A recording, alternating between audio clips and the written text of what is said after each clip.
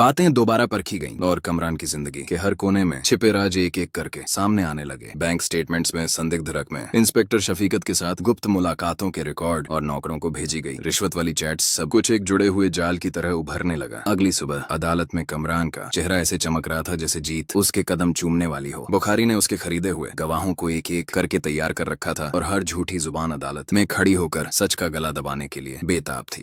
सेहर जब कोर्ट में दाखिल हुई, उसे सिर्फ ताने और शक भरी निगाहें महसूस हुई, हमदर्दी का एक टुकड़ा भी नहीं। बीनिश दूर खड़ी थी, उसकी आंखों में थकान तो थी पर हिम्मत अब भी पत्थर की तरह अटल थी। लेकिन जब नौकरों ने सिरे से झूठ बोलना शुरू किया, बीनिश का चेहरा भी पल भर के लिए फीका पड़ गया। सेहर ने धीरे से मनीषा का हाथ पकड़ा। हम सच पर हैं, अल्लाह हमारे साथ है। मगर कमरान हर गवाही के साथ मुस्कुराता रहा, जैसे किस्मत भी उसके इशारों पर नाच रही हो। जज ने जब फैसले की तरफ इशारा किया, कमरान ने आंखें बंद करके एक लंबी सांस ली, जैसे जीत की खुशबू महसूस कर रहा हो। और तभी कोर्ट रूम के दरवाजे जोर से खुले। एएसपी जोहैब तेज कदमों से अंदर आए, आवाज में बिजली की कड़क। जस्टिस साहब, आपके सामने रखे गए सारे सबूत झूठे थे, अब असली सच्चाई देखिए। उन्होंने जज के सामने लैपटॉप रखा, वीडियो चली। कमरान एक लिफाफे में पैसे, इंस्पेक्टर शफीक को पकड़ा रहा था और पीछे बुखारी गवाहों को समझा रहा था कि कौन सी कहानी कब सुनानी है। अदालत में सन्नाटा गूंज उठा, कैमरे क्लिक करने लगे। कमरान का चेहरा राख की तरह पीला पड़ गया। बीनिश ने एक हल्की विजयी मुस्कान दी। सच को रोका नहीं जा सकता। जज गुस्से से खड़े हो गए। कमरान, तुम पर ज्यादती, धोखे, रिश्वत और गवाहों को खरीदने के सारे इल्जाम साबित होते हैं। तुम्हें सजाए मौत दी जाती है। अदालत में हलचल मच गई। पुलिस ने कमरान को पकड़ लिया। वह पहली बार सेहर की ओर देखने की हिम्मत कर सका और सेहर ने बस एक वाक्य कहा, तुम्हारा पैसा हार गया, सच जीत गया। वकील बुखारी और इंस्पेक्टर शफीक को 10-10 साल कैद की सजा हुई और उनकी नौकरी उसी वक्त खत्म कर दी गई। अदालत के बाहर जब सेहर निकली, वही लोग जो उसे ताने मारते थे अब रास्ता छोड़कर खड़े हो गए। कुछ ने उसका सलाम भी किया। मनीषा दौड़कर उससे लिपट गई। तू जीत गई, आखिरकार जीत गई। पीछे रोहित खड़ा था, शर्म से नजरें झुकाए। सेहर, मुझे माफ कर दो,